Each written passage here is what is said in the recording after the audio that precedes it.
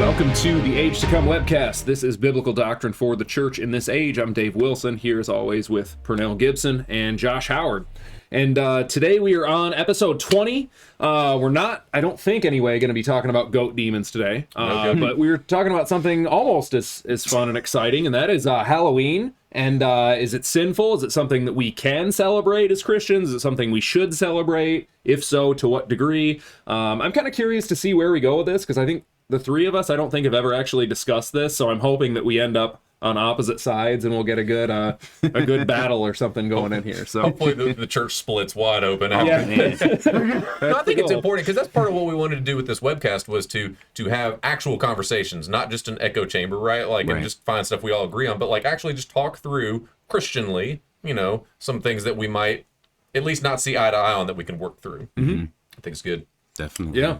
Yeah, so I guess that's really the question is, can Christians celebrate Halloween? And maybe a better question or better follow-up question is, should they? So there's a can and a should, and that sort of thing. Halloween is one of those things that is very controversial, and it's also something that at least I find it very difficult to find reliable information on like the history of it. It's something that I've studied fairly thoroughly, but it's one of those things that I've also heard a lot of people just kind of throw out facts that when you dig into them turn out to be something that just doesn't really have any basis, and it's more of just a claim that doesn't really have any evidence. So, so I guess maybe that's the first thing to look at is just kind of do an overview of the history of Halloween. There's again accusations that it is is it a Christianization of a pagan holiday that's then been repaganized, which I think would maybe be kind of my position on that. Repaganized. Don't give it away. Yeah, I don't want to. We got a lot of webcast left. That's true.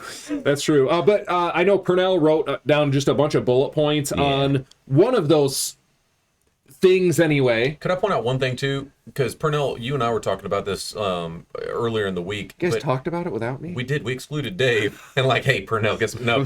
Knowing that I'm going to disagree. So that's all right. Perfect. No, I think you were at work at your job, and So anyway, we were talking about every year around Halloween and around Christmas. There's always articles, and mainly articles is what I see. But there's always things that come out from Christian publications on is Halloween good or is it bad? And a lot of times with certain publications like TGC was I think the one that I mentioned. Yep. They'll intentionally a lot of times do articles on here's why Halloween's good, and here's another one from another guy on why Halloween's bad, and just trying to get you to work through those things. And I think one of the reasons that I said it's a perennial thing that they do. One of the reasons those come out every year is not just because they're clickbait, although that's probably part of it, but it's also because this is something that I think Christians. Number one, Christians are always examining their lives, but also Christians come to those points of examination at different times in their life. Right. So somebody might be listening to this and they're like, I've heard this for the last 40 years and I'm just worn out hearing about Halloween and Christmas. I've already worked through that. But there's also a Christian family out there who just had kids, and maybe for the first time their daughter's like, hey, I want to dress up. And they're thinking, should I, what should I think about this? So all that to say, I think it's good to just keep, even if those are perennial discussions and have come up before, I think it's good to readdress and revisit those topics just for those who haven't engaged them. If I can just add this piece, just because you're talking about that particular issue, that's kind of what happened to me. But I was in my mid-20s. And I used to dress up for Halloween occasionally. This was when I was still more in the world and everything. I would go out to clubs for, Halloween parties and everything. And then I stopped going to clubs, obviously. But then I just stopped dressing up for Halloween. And it wasn't really anything much thought behind it. I was just I just don't want to do that anymore. And then I started to... So maybe a maturity thing and not a Christian conviction thing at that point? Yeah, but at the same time, I still, I like the costumes. Okay. Even to this day, I like the costumes. I think they look cool a lot of the times. But for me, I was just I'm just not interested in doing any of that stuff. But if you want to do it, cool. That type of thing. Right. And then, I started to learn a little bit about the history of Halloween and then, sewing, which, we'll talk about and whatnot. And then as I learned more, I heard someone preach on it once, and then I started doing my own research. And it wasn't as in depth, but it was, middle of the road, in depth. And then I was like, oh, goodness. And then I was like, man, I started to feel a little bit convicted. And I was like, well, I can see how this could be bad. And I was like, yeah, I'm just not going to do it. But at that point, I had already made the decision to not do it. So, working where I work, there would be Halloween, celebrations. People would, dress up for Halloween. And then I just said, oh, I'm not going to dress up this year. And people got offended.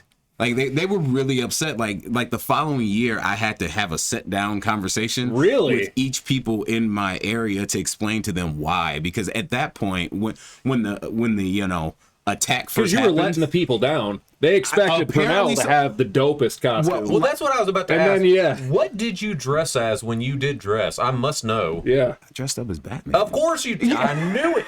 Yes. I dressed up as Batman. I didn't want to be disappointed, and I'm glad I'm not. I just think of that episode of Parks and Rec where Ben gets the Batman thing and he ends up just sad crying on the bench in a full Batman costume. We'll have Tim put that video clip in when we're in editing.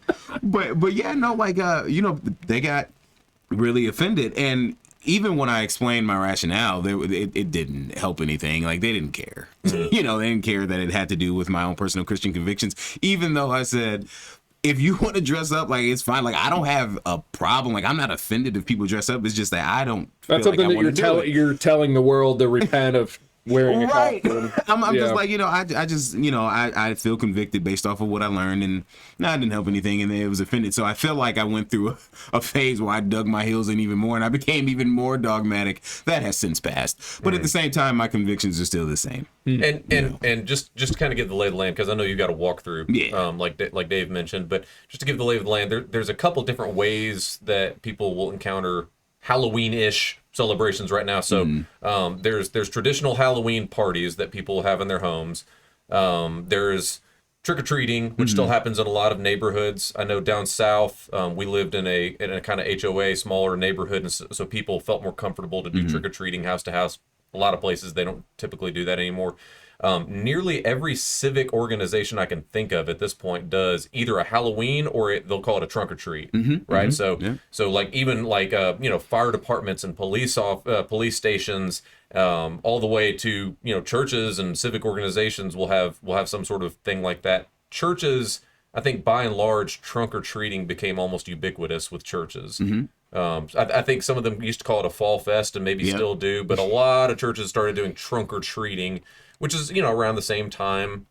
What am I missing? Am I missing any other fall fest type? That's a lot of most common that I would hear. Yeah. Okay. At least today. Maybe not 10 years ago, but And then obviously Christians who are serious about their faith have Reformation Day parties. That's right. Which we have ours coming up on the 29th, 6 shameless o'clock. Plug. Be there. It's going to be awesome. If you've never heard of that before, that's okay. This is semi-made up, so... I hadn't heard about it until last year. I didn't hear about it till last year. It's thoroughly biblical. Very. Yeah. Definitely. But yeah, no. So I'm just gonna go into just some of the historical points of origin as it relates to Halloween. And talking about history, fun fact about me: last time I went to a Halloween party, I was dressed as Ben Franklin. Really? It was, Did you have the wig? Yeah. Oh yeah, I had the wig and the little glasses, and I had to whip out the contacts that day, but.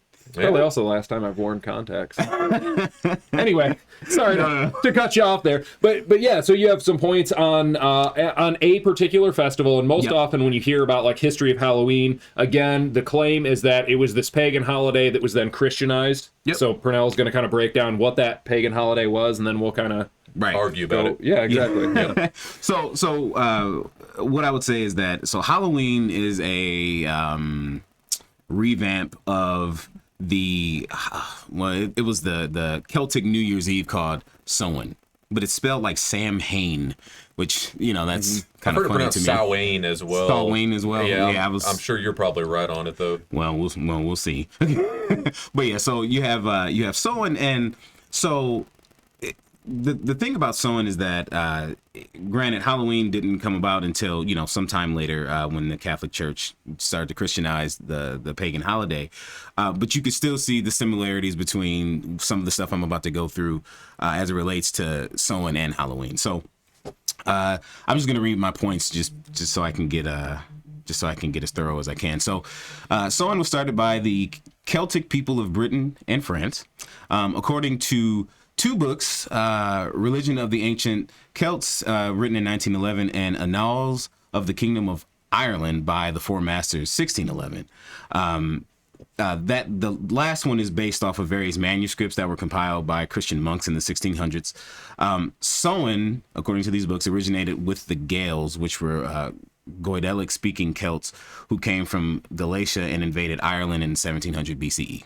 Have you ever heard that before? I don't know if you had. Not that specific thing, but okay. I mean, that time frame's about right. Okay. Basically, ancient pagan. Pretty much, yeah. Ancient pagans from Ireland. Right. From about the time of, about the time of King David-ish. Okay.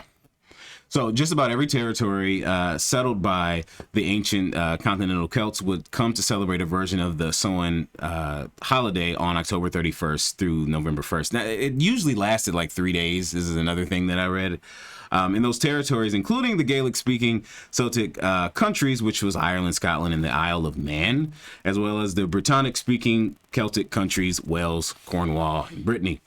The days became colder and darker every autumn. The Celts made up a story to explain why winter came why winter came and all the crops and flowers died. The Celts they also believed in a sun god who made the crops grow. Classic pagan. Yeah. Each year, the sun god was attacked and held prisoner for 6 months by an evil power called Samhain. Samhain, according to another book, it is. Hold on, let me find it just so I can kind of cite it as I go. It is called The Whole Earth Holiday Book. This was published in 1983. It was a book basically just went through all the different holidays on the earth, basically. But according to this particular book, Samhain was also known as Lord of the Dead and as the Prince of Darkness. I thought that was interesting. And it brought the cold and darkness of winter days. Now, according to another book, Densentius, which is a book based on texts in early Irish literature regarding origins of place names, as well as traditions concerning events and people. And again, the Annals of the Kingdom of Ireland. Samhain in ancient Ireland was also associated with a god called Crom Crouch, which is a very interesting name. So the later text, the Annals of the Kingdom of Ireland, also claims that a firstborn child would be sacrificed to an idol of said god, and that a high king named Tigernmus and 3/4 of his army died while worshiping the idol on Samhain Eve. But despite this, people still worshiped the idol until the image was destroyed by St. Patrick with a sledgehammer. Just thought that was a fun thing. I've not heard that one before. That's an interesting one. St. Patrick has accumulated. If you were to put all the stories, quite a rap. All the things he did, one could not fit into several lifetimes. So, but go ahead. That's fine. So on October 31st, the Celtic priests, also called Druids, held a New Year's ceremony to mark the weakening of the sun god and the triumph of Samhain. The priests wore long flowing white robes and met on hilltops to light bonfires. I actually looked up a picture of some of those Druids to this day, and they still wear the long. I was gonna say, it sounds like the Klan. Yeah, no hoods though. Oh, no hoods. They didn't have, at least modern. They didn't have any hoods on. So sometimes the Druids would hurl animals or prisoners into fires to please the cruel Samhain. The fire was strong and hot like the sun, and Druids felt sure that evil spirits would fear the fire. The priests thanked the sun god for the last good harvest, and at midnight they asked Samhain to let brightness and warmth return to the earth. The Celtic people feared the night of October 31st more than any other night of the year. They were sure that evil spirits lurked everywhere, and they started fires in their homes to keep the evil spirits from coming inside. They also believed that Samhain called dead people together and turned them into other forms, especially cats. So I'm guessing that's where the whole black cat thing, comes from. Maybe even some superstitions. One moment. So to keep Samhain happy and to keep the evil spirits away, the Celts would put on frightening costumes made of animal skins. The festival to honor Samhain often lasted for 3 days, and I think I had mentioned that already. So that is, there's some other things that, likely come out in discussion, but that's the primary points of what was done during Samhain. All right. Yeah. Do you want to continue on? Because there were other, so it's interesting just, again, looking at history, because different things happen at different times, and then also in different civilizations. Yep. But it's very common for there to be festivals around this time of year, simply because most cultures back then were agrarian economies. You know, they didn't have global trade and things like that. So it's okay, you produce food during the year and then you harvest your food. And basically the time of year that we find Halloween or Samhain or whatever, it's normal to have end of season festivities, whatever that looked like. And then also considering that pretty much the entire world was pagan prior to Christ, so it makes sense that, okay, when they're celebrating, there's going to be pagan elements of those celebrations. So there was a few other festivals that are kind of also tied in, Samhain being kind of the main one. Right, I was going to say, I didn't know if you wanted to say anything about the Roman. Could I add one thing for you, dude? Yeah, go ahead. Because I was just thinking through, and this would be just like a little gentle pushback, but just for the sake of dialogue. So one of the things that was in my mind was similarity versus origin. Okay. So what you're pointing, and this isn't like, I'm not saying that, like, you know, everything you said like I disagree with, but I am saying that, like, whenever we're thinking about these things, where something originates from is a lot harder a lot of times to track or to conclusively trace than its similarity to other things. So like a good example biblically would be every civilization in human history. that was a sweeping statement, wasn't it? Yeah. Many, if not all, civilizations in human history have a flood narrative, right? Okay. So if you go back, especially to like Canaanite religions, and you look at ancient Near Eastern religions and texts and cultures, you'll find flood narratives, whether it's a localized flood or a universal flood, and some godlike figure oftentimes incorporated into that. You'll find that in most, if not all of them. So when you look at that, it's easy to say, well, that has similarities then to the biblical flood account. So they must all just be, you know, kind of sharing this common mythology, and, you know, really there wasn't an actual universal flood. This is the argument of the world. There wasn't an actual flood. They're just, you know, they all made up this same story and then kind of recirculated it through religious spheres. Versus the way we look at it as there was an actual flood, which all of humanity, Genesis 9, you know, we all came from this flood, so we all share that common historical knowledge.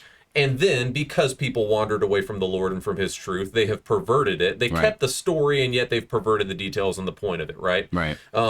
With stuff like this, with Halloween, where something started is sometimes, I would say, and I think you'd probably agree, like, it's sometimes harder to draw a straight line historically, right? Yeah, I would agree. It's harder to draw a straight line. I think the thing that I think of the most, I look at patterns. I look at patterns for lots of things, not just this type of stuff. But, you know, if you have a particular practice that's being celebrated from something that obviously it's a different name, but then you hear, I mean, again, the oldest text that I have that talks about sowing is from like 1611. That's the oldest thing that I was able to read from.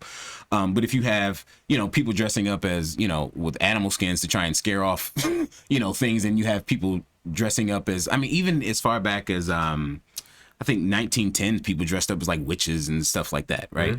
I don't think that's a coincidence, you know, but even though it is, like you said, it's difficult to trace, but yet I don't take those type of things for granted. You know, it just seems like, oh, well, I don't think that's a coincidence that people have some of those same practices, like even down to the jack-o'-lantern. You know, granted, people use pumpkins now, you know, turnips. But it was turnips and it was like beets or, you know, like other thing, potatoes, you know, but it was like to scare off spirits, you know, and whatnot. But yeah, I mean, for the most part, I do agree with what you're saying. It's just, I just look at the similarities and I'm like, okay, well, I don't think that's a coincidence, right? You know. I'm gonna say I want to in a little bit kind of reverse course and go Halloween today, and then let's kind of back up and look at those developments. But did you want me to still read about go ahead and do your thing on other, because there's, again, with culture and history, it is difficult to trace those things, and there's also just because there is a similarity doesn't necessarily mean that one thing's following another, copying another. It could just be people had similar ideas, right? But there are other festivals, other end of season type festivals that existed at the time. So the only other piece that I had that I hadn't mentioned yet was that things started to take form into what we know now in modern times when the Romans conquered Britain and France, as they added the Celtic Samhain festival to the mix, basically. So the Romans had two festivals called Feralia and Pomona Day that gradually blended with the Samhain festival. Feralia was a festival to honor the dead, ironically, and Pomona Day Romans would spread out apples and nuts to show their thanks for a good harvest.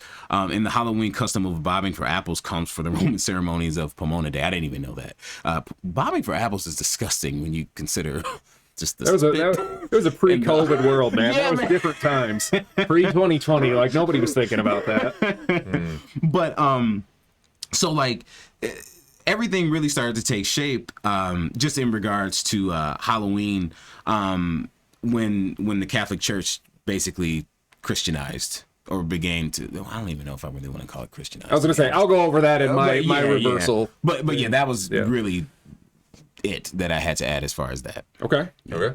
Any other thoughts you want to add before I? I'll let you kinda, go. Okay. Yeah. I was going to say, so I kind of want to go backwards a little bit with this. And one thing that I want to start out with, and again, you're welcome to push back on that, but Halloween as we know it today is a very new thing. And an interesting fact that I found is that really our generation is really the first to celebrate Halloween as we know it as adults. Basically what it is just we as, like 90s kids and whatever. We were born with this. Yeah, exactly. We were born with this. It was we were born in an era where Halloween was very commercialized and it was just, and we're really the first ones to celebrate it as adults. Like most of our parents did not celebrate Halloween. Maybe they do now and, whatever, but when they were our age, they didn't, so that's an interesting thing. So Halloween, I would argue has been around probably less than 50 years. And that's in terms of a lot of the factors of that, I would argue are just like capitalism and consumerism and things like that, because it was really in the 80s and 90s that we started, there started to be a lot of money pushed into that. And really one of the things that kind of started Halloween on its course that it is today was the movie Halloween, which was I think 1978. But that was one of the first really big things, and everything following that, there's been a progression towards celebration of like death and gore and things like that. And again, this is really a fairly new thing, I would argue. When you look at Halloween over the last century, so basically, well, really, I would say like 1900 to 2000, going back to like the early 1900s, Halloween was something that was mostly made up of just local community events. There were different trick-or-treating events and things like that. And one thing that I found interesting was that it was kind of known as like Halloween would be like a night of trickery. And so one of the things that a lot of communities did is they would do Halloween parties. And the idea is we want the kids to all go to the parties so then they're not out pulling pranks and stuff like that. But back then... TPing houses. Yeah, exactly. But a lot of that was just wear a costume. But costumes really back then were just disguises. Like you didn't go dressed like Batman. You just went wearing like some shabby clothes or whatever, so like you wouldn't be recognized. Right. That was basically what it was. Throughout the first half of the century, it was kind of cyclical in terms of, we had obviously two great world wars in there. Halloween wasn't really something celebrated. Mainly when they started these community festivals and stuff, most of that was pre-World War II. And then you have, obviously, between the wars, you have the Great Depression. So there's, people aren't just doing a lot of that thing. A lot of that was done prior to World War I. So early things like that. So kind of going back, I know this is kind of then a big step back. Throughout the couple centuries before that, there probably, at least in the United States, wasn't a whole lot of celebration around there. One of the big events that just happens to kind of correspond with that is Guy Fawkes Day, which, if you're familiar with that, it's remember the 5th of November. And basically what happened there was so after the Protestant Reformation, England became a Protestant nation, and there were some Catholics who were not happy about that. So one of them, named Guy Fawkes, tried to blow up Parliament. And that was something that just kind of became celebrated. He did that on November 5th, so it was kind of around the same time. But a lot of people, sort of to honor the memory of Guy Fawkes, would do bonfires or do different like terrorist acts, or just different things like that. Mock terrorist mock terrorist acts. Right. Yeah, exactly. So a lot of this stuff was just kind of blended. Those are just other events that happen to have the same time. Now, prior to that, again, because we have Halloween, or All Hallows Eve, as it was kind of originally called, is something that's based on Roman Catholic holidays. So specifically, All Saints Day is the day of November 1st. So if you're familiar with sort of a lot of the way that church history works is in Roman Catholicism, they have a very different view of saints than we do as Protestants. And we would argue they have a very different view of what the Bible teaches. When you read specifically the letters of Paul, he refers to Christians as saints. Like, okay, you're in Christ, you're a saint. You're a saint not because you've done all these good things, but because Christ has done these good things and given it to you. But under the Roman Catholic view, they have a very high view of saints. Saints are like a special category of people, and many saints have their own holiday. St. Patrick's Day, St. Valentine's Day, things like that. Many of these have their own holiday. Well, Rome also celebrates All Saints' Day, which is November 1st. Which is for all the other saints who don't have their own holiday because there are so many different saints. So that's the day that's the blanket day that we celebrate all of them. It was actually in the year 835 was when they moved All Saints' Day to November 1st. It existed, I think it was in March prior to then, but in 835 it moved to November 1st, and then following that day is November 2nd, which is All Souls' Day. So that's not just the saints, that's everybody that we're sort of celebrating. Now, one practice that they would do back then, and again, I don't know necessarily how widespread this is, but they had something called soul cakes. And the idea was kids could go around to, it wasn't always kids, it could just be the poor in general, and they would basically go around to different people and they would exchange, like you would bake a cake for them, a soul cake, and then in exchange you would pray for their dead relatives or whatever like that. So this is a Roman Catholic idea. It's not a particularly pagan idea. We would, I'm sure, all agree that it's very bad theology, but that's kind of what that is. So people have argued that, trick-or-treating is just sort of following that. I would kind of push back on that, just because, again, that was a specific thing done by a specific group of people at a specific time, and modern trick-or-treating, as we know it today, just like there was just a huge gap in that theology. So when you look at, so again, we're talking All Saints' Day in 835 being moved to that day. You have Guy Fawkes Day 800 years later. You have the Protestant Reformation in the 1500s, and then really from the Protestant Reformation to the 1900s, you have, at least in America anyway, it's mostly like Puritans and Quakers and, these different groups coming over into the United States. The Puritans didn't really celebrate any holidays, so they, didn't have any of that. So really, it's like it was almost, at least in America, there wasn't really much of anything between, the time of like the Protestant Reformation and, the 20th century, the 1900s. So let me just, everything that you're saying about Halloween, I think the only thing, more so the time frame, like the past 50 years, the only thing that makes me question that is the pictures that I saw. Like I said, it's going back as far as like the 1910s. Like I saw like 1910s, 1920s, 1930s. I would assume that these photos are official. It was on history.com. But at the same time, I mean, it doesn't look doctored. I just put it that way. And I would say some of those costumes, like they were costumes, like they look creepier than some of the things that would, like, only because like sometimes like the older stuff, you don't have like as good workmanship, and so when a face doesn't necessarily looks like a face, it looks like some deformed version of a face, like that looks creepy. But like you have those pictures just going back as far as like the 1910s, in the 1920s, and they're dressed up as monsters and other weird looking creatures and witches. So they might have been going to parties and whatnot, but they were still emulating a lot of the different things that you would find from Samhain. Yeah, albeit likely for different reasons. But could I put a 2 cents in on that one? Because I was just thinking, and I appreciate the work you guys did on this, walking us through that. I think one of the, I mentioned kind of the etymology of something or the root fallacy that we can fall into, where like this is the root that has caused that. I wonder. So, for example, if you have right now a fire department in our town, and that fire department knows, hey, a lot of people get together and they dress up and they eat candy for various things. Some of them call it Halloween, some of them call it Fall Festival, some of them call it Trunk or Treat. But we know a lot of people in our community do this thing. We're going to open up our parking lot. We're going to put candy out there, and we're going to encourage people to wear costumes if they're already wearing costumes and come here. So you have that event. Is that event in the same trajectory or lineage as whatever came before it? Or is that them taking advantage of the fact that there is something going on in their community that night? People will be out, so they're asking them to come and do this thing, which you could argue is not related to Halloween, nor Fall Fest, nor Trunk or Treat. It is simply them trying to capitalize on the fact that people are out. And when you look historically, I think that makes it difficult sometimes, especially with Christians throughout Christian history. Is many times Christians would adjust their holidays, or they would do things around times when people were celebrating already, and then they would move Christian observances to those days. That doesn't mean they're necessarily, and Christmas is a good example of this that people always get into, Christmas and Easter.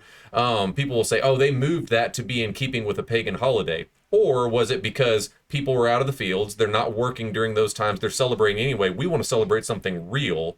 So for them to move a holiday to that, is that in the same etymology as that pagan holiday, or is this something completely different that happens to coincide with that holiday? I think that would be one aspect of pushback.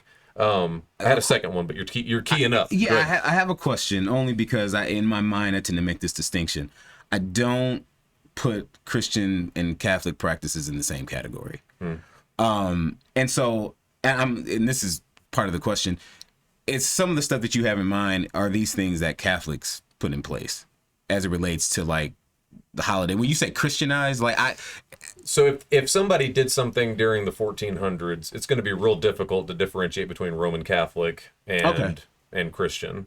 If the Roman Catholic Church is doing something at that point, we would observe that there's Christians and unsaved people within the Roman Catholic Church at that point. But to differentiate that as a Roman Catholic practice as opposed to a Christendom practice would be really hard historically to pin what's not. Tune in next week when we talk about Rome. Soul cakes? The soul cakes.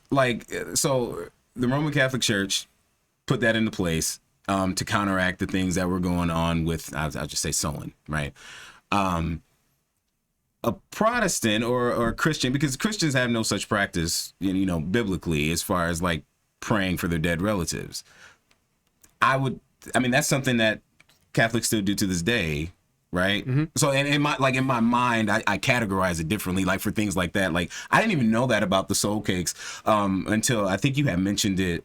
I think you mentioned in one of your past episodes, and I was like, what in the world is that? And I was like, oh, they did that, but it's the same thing. You're just replacing one thing for another wrong thing. Right. And so that's why, in my mind, I categorize it differently because and that's probably why, the Puritans didn't celebrate anything like that, just because, granted, like you said, they didn't celebrate anything, but they didn't celebrate anything like that. It wasn't Roman Catholic protestation on their part on that one. That was a different motivation, but right. Yeah, that might be a topic for a different day. How to differentiate between Roman Catholic. It's a good point, and I appreciate you making it. Yeah. And historically, it's really difficult to make because we can look at the last 400 years and say, okay, Rome's over here, we're over here. Correct. But it's like, man, you go anything before that, and it's like, right. We're all one, at least in a formal sense. For the I'm most sorry, part. I know you had another one. I didn't mean. No, go I ahead. don't want to. No, that was it. That was all okay. as far as that. Yeah.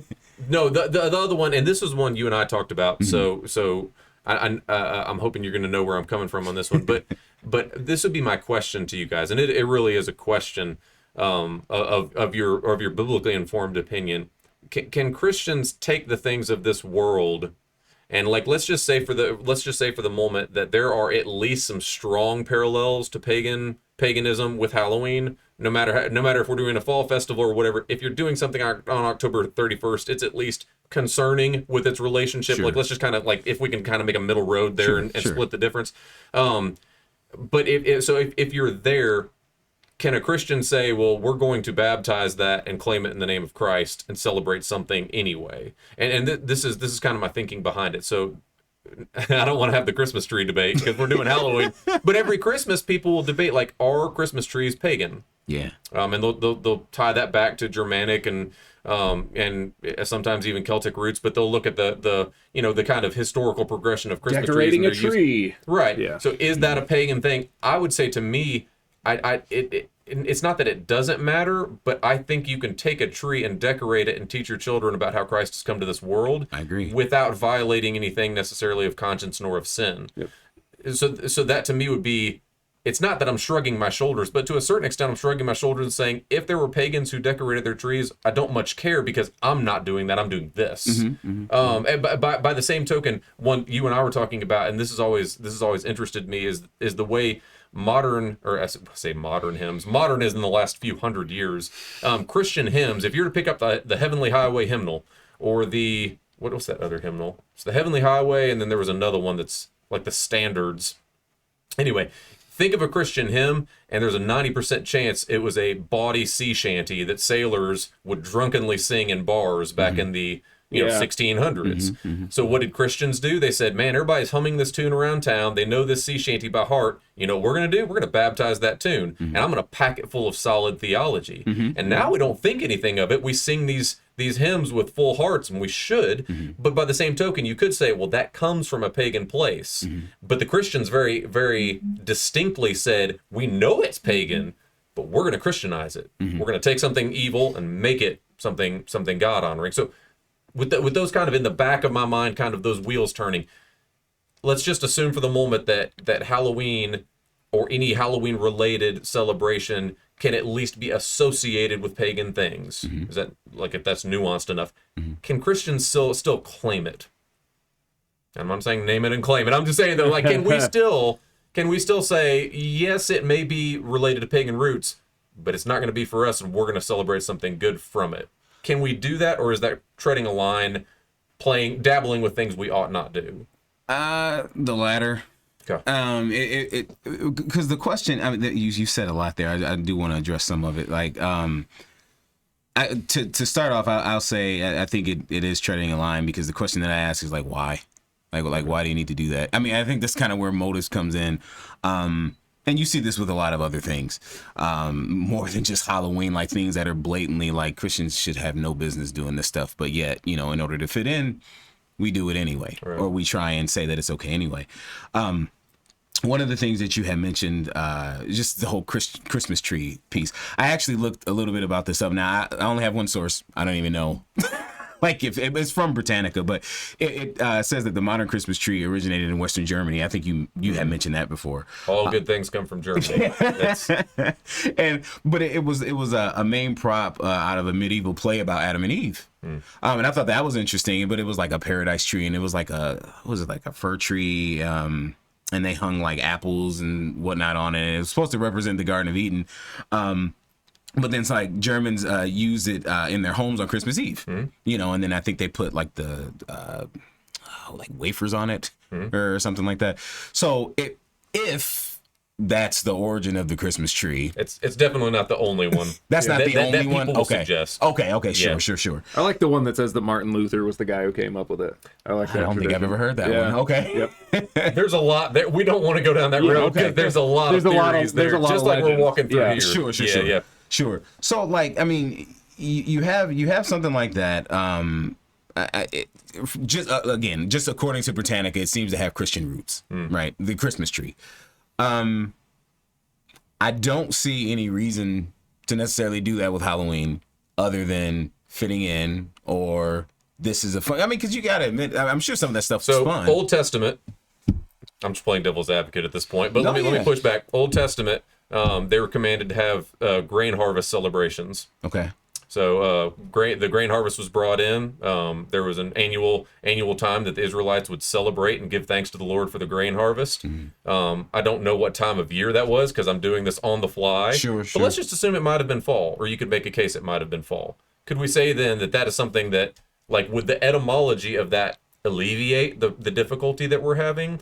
To say something has pseudo-Christian roots, or is it tainted by the fact that there are at least seemingly pagan roots that have really formed our modern observance of it? I think, like, for me, it comes down to the specific practices, right? I mean, I think that's the biggest issue. It doesn't even have anything to do with, like, the time of the year. Like, if, pagans are doing something at a certain time of the year, and then there's like a Christian holiday during the time of the year, it's those practices, things that are being done. I think that's what makes it seem like, okay, obviously you're copying something from over here, from this pagan element.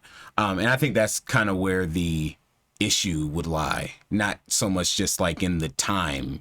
Okay. If that makes any sense. It's the actual observed practices. Yeah. Because I think the difficulty, and again, I'm not trying to, but just for the sake of dialogue, I think the difficulty would be then, again, with something like Christmas. So Christmas is pretty clearly a celebration of Christ. Yep. And it's about Christ's birth. And yet we have I'm trying to think of a gentle term. We've made a mess of it with all the consumerism of Christmas, right? Yeah. So a lot Kind of of people along the same trajectory as Halloween, where it's like, And that's okay, where in I'm like the going with it. 80s and 90s, everything exploded because people realized, hey, we can make money by selling something that people like, and Exactly. people like it, so they buy it. And And so, like, every Christmas, do I have to explain to my kids, hey, this is not about you tearing through $3,000 worth of presents? Not that my kids get 3,000. You know what I mean, though? Like, this is not about just unbridled consumerism and you ripping presents open and just hoarding. That's not what this is about. And I have to explain it every Christmas, but that doesn't make me abandon Christmas because it's taken on those things. Could you make the same argument with Halloween on those things? Why are we celebrating Christmas? Oh, because Christ's birth. Why would we celebrate Halloween? Because we're thankful. Okay, so we thankful for what? Well, I mean, I guess you could make the argument that we're thankful for the change in seasons and that God brings death and life. The trees are falling off the leaves are the trees are falling off the leaves. The leaves are falling off the trees. We recognize that there is a cyclical time. Ecclesiastes teaches us about the changing of the seasons. I think you could at least make a point that there could be a Christian impetus behind Halloween. Are people doing it for those reasons? Oh, surely not most, but Okay. neither with Christmas, are they? When I'm in Target and the grandmother punches me to get the toy off the top shelf, I don't see them celebrating Christ, but that doesn't affect the way I would.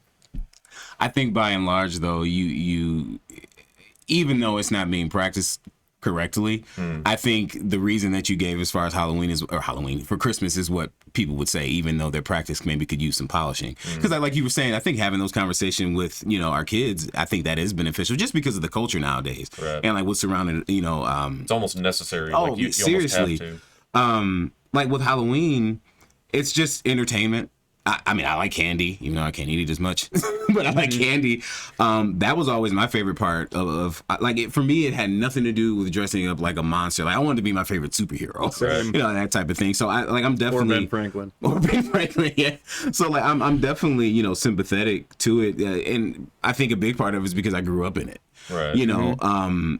But again, like when looking at like just a lot of the different things as it relates to sewing, like, people would, carry candy around supposedly to potentially bribe evil spirits. Well, that's essentially what's being modeled when people dress up as zombies and vampires and mummies and werewolves when they go to people's house, knocking on the door, trick or treat, and then they're asking for candy. Right. In some cases, people do terrible things if people don't have candy for them. Right. I mean, you got the pumpkins out, and that's obviously it modernly is not scaring away the kids. It's an ornament, but at the same time, you have a vampire coming to your door, Right. With the jack-o'-lantern. So like the imagery is the same, the intent is different, but I just see where it comes from. Well, even modernly, there are some people that even celebrate sewing, which is I was going to say, strange. well, I mean, there's a huge range Yeah. or huge growth in Wicca over the last 30 or 40 And years. neo-paganism. Neo-paganism, in yeah, general. exactly. More broadly, neo-paganism. But Wicca, people who practice witchcraft and essentially worship the earth and the the elements and things like that.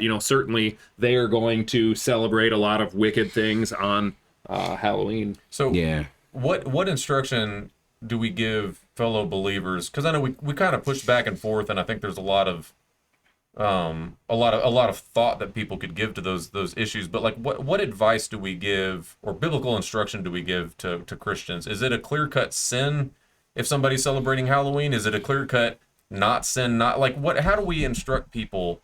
Yeah. In a time when many of their kids may want to dress up and they're weighing, I've been invited to a Halloween party. Do I go? Do I Right. not? Well, that's a great question. Like, that's a hard one even for me to answer because I don't do it because I have my own convictions. It's hard for me to say that to someone else, say that you should not do this because, I mean, the Holy Spirit, in my opinion, is the one that brings those convictions.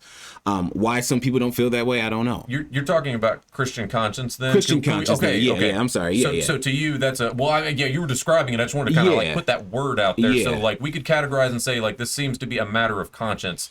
Not that Scripture shouldn't inform you, but Right. But it doesn't say do this or don't do this. It's going to come down to what you feel convicted of yourself. It is. Okay. Like one of the things, I think we talked about this briefly, yoga, right?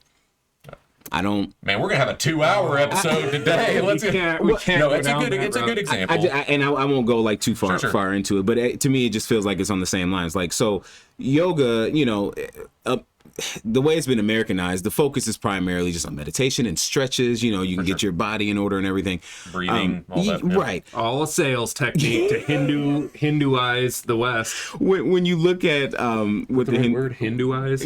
I was going with it. Yeah. When you look at authentic yoga and, you know, what the Hindus say about, you know, yoga in general, various ones like Kundalini yoga, each one of those poses, because they are very specific poses, there's like a ton of them. Each one of those poses are is worship to a particular deity, you know, their deities.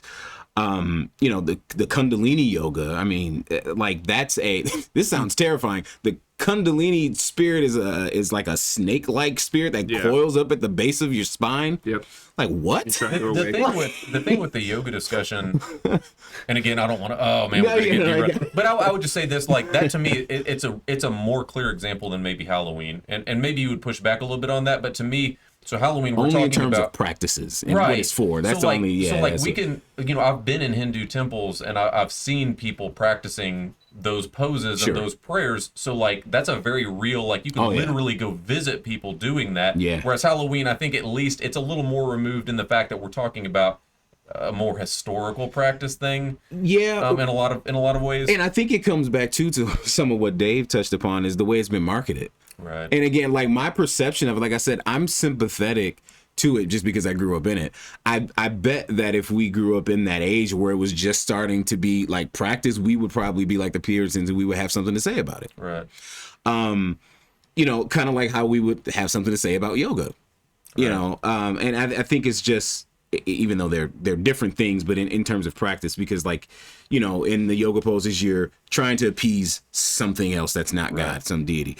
With the dressing up and all the treats and, you know, all this other stuff, jack-o'-lanterns, granted, nowadays that's not the motive, but the practice itself was designed to appease something else. And I think that for Christians, you know, thinking toward like how do we walk Christians through this? How do we give pastoral advice? How do we give just Christianly advice? I think one of the things that makes it a hard dynamic, honestly, and I'm glad we can have this conversation. I think it makes it hard. We're all 80s babies, right? Yeah. So you know, we lived in the greatest decade in human history, and That's right. but part of the 80s was the Satanic Panic. Or at least in the early 90s, but really it started in the 80s. And so for a lot of Christians, there was a huge, especially in fundamentalist Christian circles, which I'm not demonizing fundamentalist Christians. I'm saying there was a huge push of, you know, if you dress your child up as Mario and he goes trick-or-treating for candy, Satan will inhabit his body and he'll be lost for, like, you know, essentially that was the push. And so a lot of Christians were like, well, that doesn't quite seem Can't right. even watch cartoons. But then they turn around now, and 20 years later, their church has massive Halloween celebrations where everything they were told growing up was demonic. Now the church is saying, no, come, like, bring your costumes and stuff. So I think for a lot of Christians, it puts you in a crisis of conscience, where they're trying to figure out what is biblical on this and how do I kind of seek truth in that matter, because there was such a radical, it seems, and most of it consumer driven, but there was a radical shift in American Christendom about those. There's a lot of things that, and I won't go into details because I know, there's things now within Christianity that are being embraced that should not be embraced.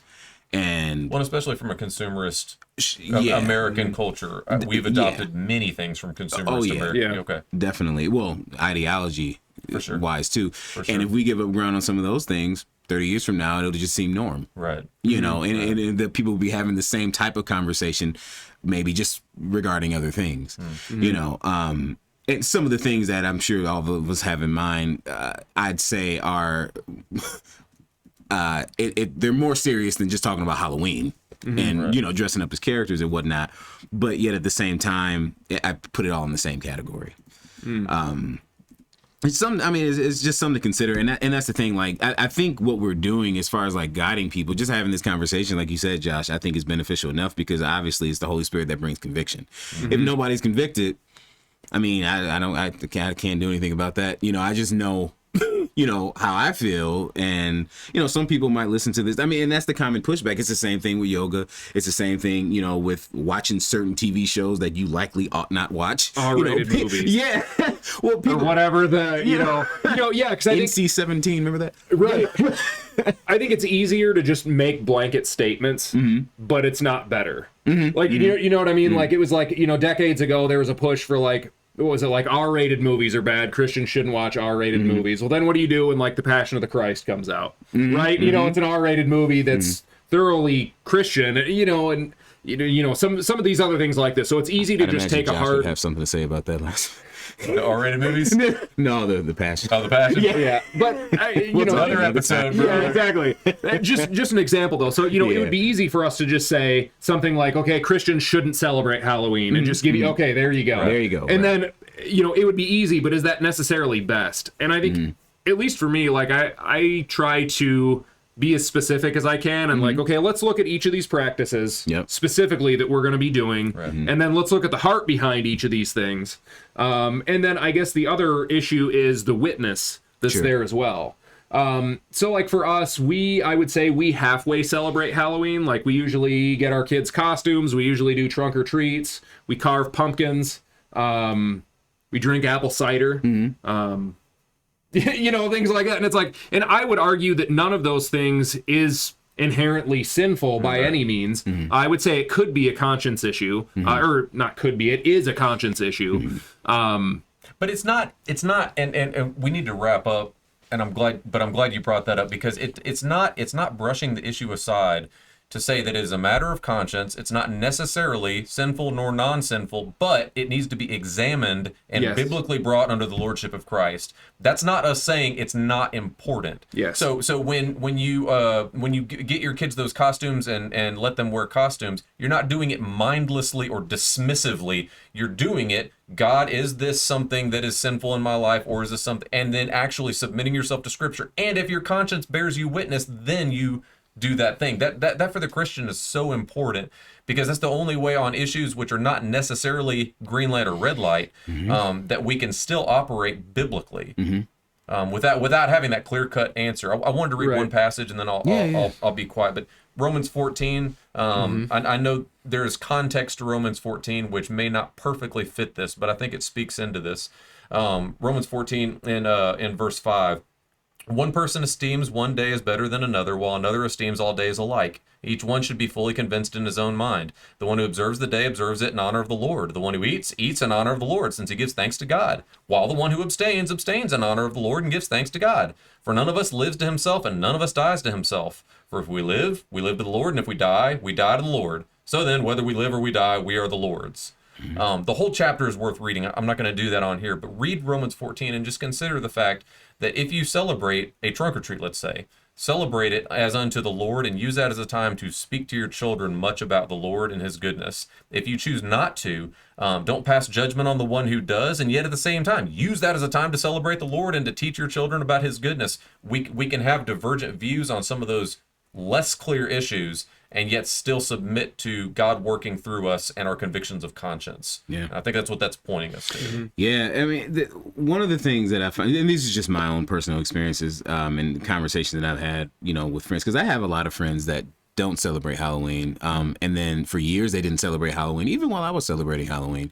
And then, some got married, and then their spouse didn't agree, and then they started celebrating Halloween. And what ultimately it came down to was like some form of compromise. They had these convictions, but they didn't want the fight, and so they compromised. I think with a lot of things, Christians do this type of thing, just in general.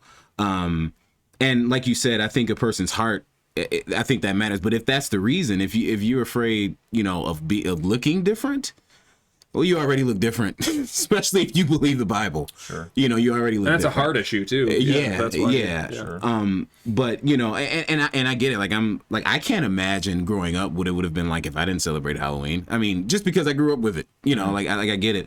But I think that the Lord will guide you through, that type of thing. It's honestly not that big of a deal. It's just like a culture thing. And that's where the pushback comes from. Because like I said, when I told people I didn't celebrate Halloween, what? They got upset. I think for Christians, that's the thing is that when I call Pernell and say, hey man, would you like to come to my Halloween party? And he says, well, no, I don't celebrate Halloween.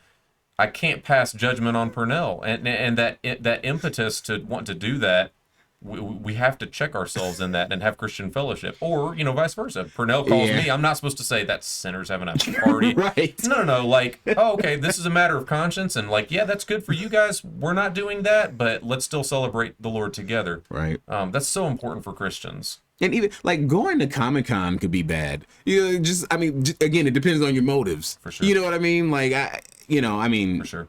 Again, I love the costumes and whatnot, but Right.